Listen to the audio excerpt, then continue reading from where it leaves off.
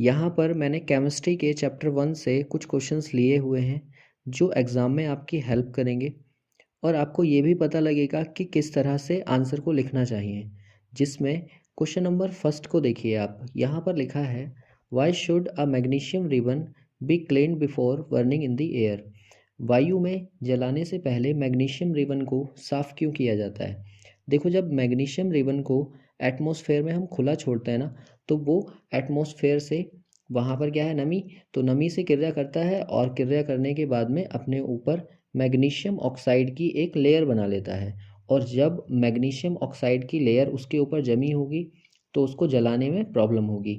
इसलिए हम पहले उसको क्लीन कर लेते हैं ताकि उसके ऊपर से मैग्नीशियम ऑक्साइड की लेयर हट जाए और फिर जलने में उसको आसानी हो। तो यहाँ पर लिखा भी है, देखो, to remove this layer of magnesium oxide ribbon should be usually cleaned before burning in the air.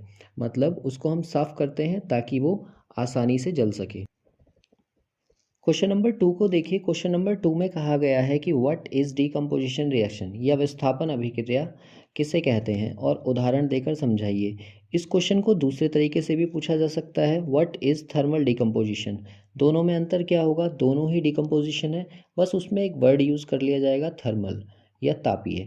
ठीक है, तो इस क्वेश्चन में आप क्या लिखेंगे।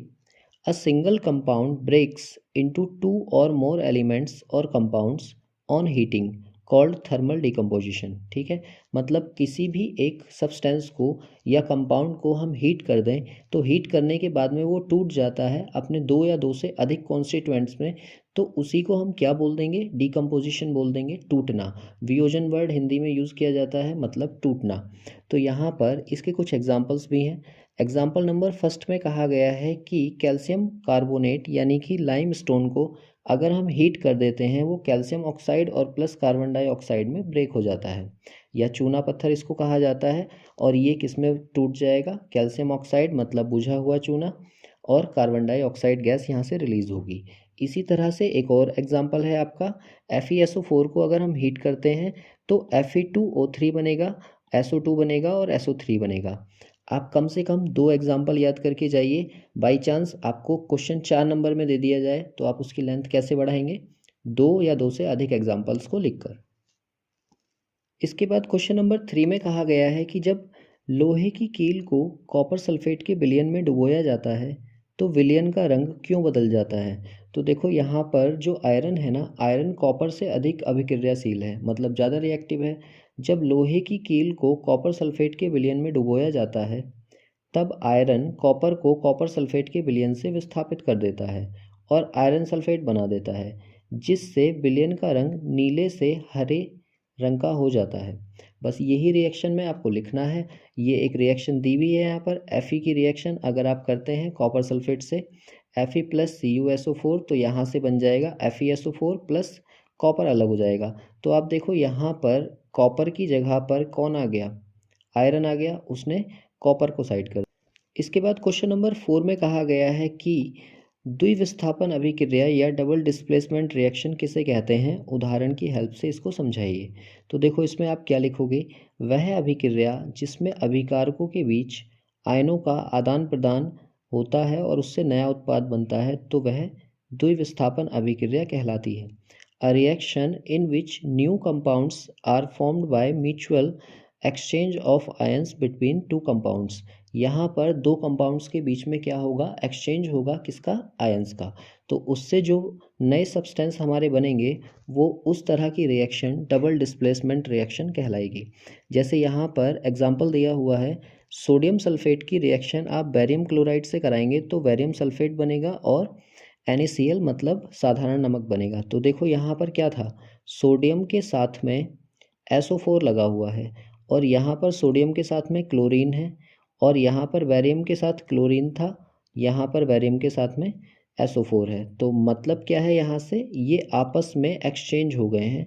व्हाट इज़ प्रेसिपिटेशन रिएक्शन, या अपक्षेपण अभिक्रिया किसे कहते हैं। मैंने अभी आपको समझाया कि सोडियम सल्फेट जब बैरियम क्लोराइड से रिएक्शन करेगा तो बैरियम सल्फेट और NaCl बनेगा, सोडियम क्लोराइड बनेगा। तो यहाँ पर जो सब्सटेंस बैरियम सल्फेट बन रहा है वो एक तरीके से PPT की फॉर्म में होगा, प्रेसिपिटेट की फॉर्म में होगा।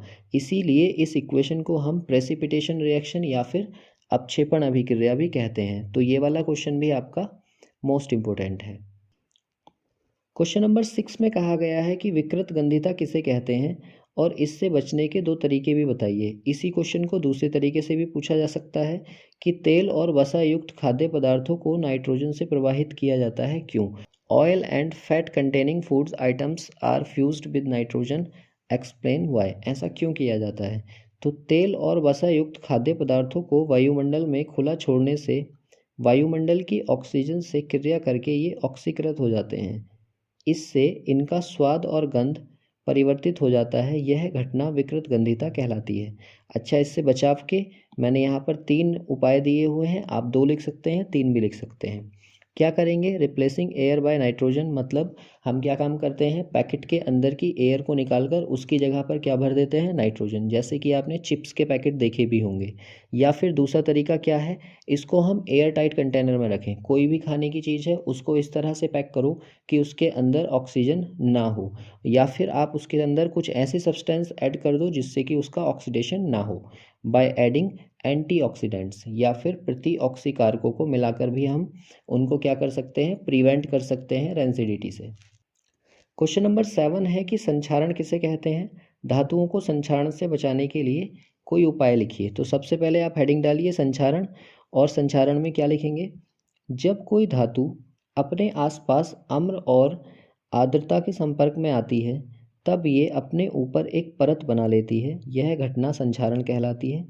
और इस तरह से कई एग्जाम्पल हमारे सामने हो सकते हैं। एग्जाम्पल जैसे कि चांदी के ऊपर काली परत का बनना, तांबे के ऊपर हरी परत का बनना और लोहे पर भूरे रंग की परत। ठीक है।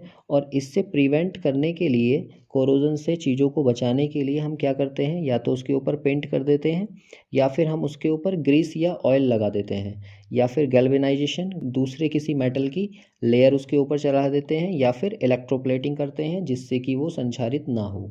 क्वेश्चन नंबर 8 में कहा गया है कि श्वसन को ऊष्माक्षेपी अभिक्रिया क्यों कहा जाता है?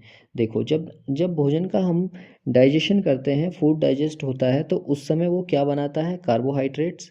और वो कार्बोहाइड्रेट्स ब्रेक हो जाता है ग्लूकोज में, और यही ग्लूकोज ऑक्सीजन से रिएक्ट करके एनर्जी बनाता है। इसलिए क्योंकि जब हम श्वसन की क्रिया को कर रहे होते हैं, रेस्पिरेशन हो रहा होता है, तो उस समय क्या बनता है, हीट बनती है। ये आपने फील भी किया होगा, आप अपने आप को टच करके देखें तो हम गर्म हो रहे होते हैं। तो गर्म क्यों हो रहे हैं? क्योंकि हमारी सेल्स से क्या निकल रही है, एनर्जी। और उसी एनर्जी के कारण रेस्पिरेशन को हम क्या कहते हैं, एक्सोथर्मिक रिएक्शन या फिर ऊष्माक्षेपी अभिक्रिया। यहाँ इसकी इक्वेशन भी दे रखी है कि ग्लूकोज जब ऑक्सीजन से मिलता है तो 6CO2 कार्बन डाइऑक्साइड, जो कि हम सांस के थ्रू बाहर छोड़ते हैं, और प्लस हीट, जो हमारी बॉडी गर्म है, वो इसका एक एग्जाम्पल है कि हम हीट रिलीज कर रहे हैं। इसीलिए जो श्वसन है उसको हम ऊष्माक्षेपी अभिक्रिया कहते हैं। क्वेश्चन नंबर 9 में कहा गया है कि रेडॉक्स अभिक्रिया किसे कहते हैं? उदाहरण देकर समझाइए। रेडॉक्स अभिक्रिया कौन सी होगी? एक ऐसी रिएक्शन जिसके अंदर ऑक्सीडेशन और रिडक्शन दोनों एक साथ हो रहे हों, उसको हम क्या कहेंगे, रेडॉक्स रिएक्शन, या फिर उपचयन अपचयन अभिक्रिया इसको कहा जाता है। ठीक है। तो कॉपर के साथ जो ऑक्सीजन लगा हुआ था वो हट जाएगा, और अगर वो हट रहा है तो ऑक्सीजन की कमी हो रही है, और अगर ऑक्सीजन की कमी होती है तो उसको हम रिडक्शन कहते हैं या अपचयन कहते हैं। ऐसे ही यहाँ पर H2 था, H2 में आपने देखा यहाँ आते आते एक ऑक्सीजन बढ़ गया। तो अगर ऑक्सीजन बढ़ जाता है तो उसको हम ऑक्सीडेशन बोलते हैं, या हिंदी में इसको ऑक्सीकरण कहते हैं। और ऐसी रिएक्शन जिसके अंदर ऑक्सीडेशन और रिडक्शन दोनों एक साथ हो रहे हों उसको हम रेडॉक्स रिएक्शन कहते हैं। क्वेश्चन नंबर 10 है कि संतुलित रासायनिक समीकरण क्या है और उसको संतुलित करना क्यों आवश्यक है? ठीक है। तो यहाँ पर इसमें क्या लिखना होगा आपको, एक संतुलित रासायनिक समीकरण में अभिकारकों और उत्पादों दोनों पक्षों में प्रत्येक तत्व के परमाणुओं की संख्या समान होती है। मतलब कहने का यह है कि इधर साइड में रिएक्टेंट्स हैं और दूसरी साइड में प्रोडक्ट हैं।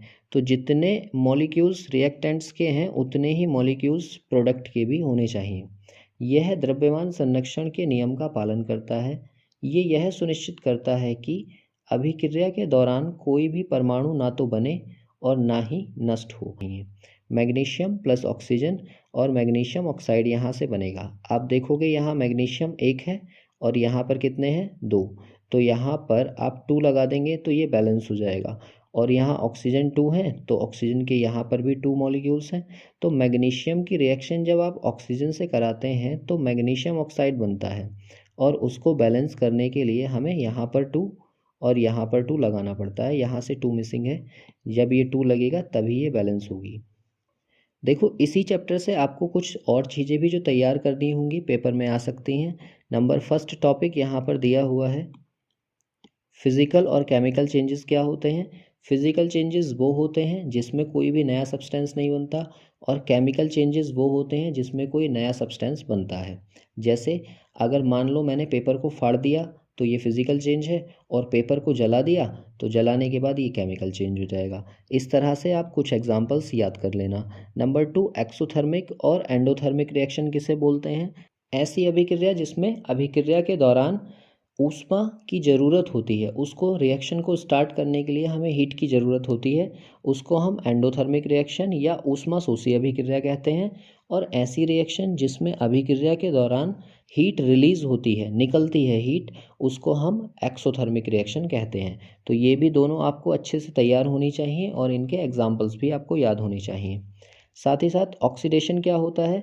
देखो ऑक्सीजन गेन होगा या हाइड्रोजन लॉस होगा, इन दोनों ही केसेस में ऑक्सीडेशन होगा या ऑक्सीकरण।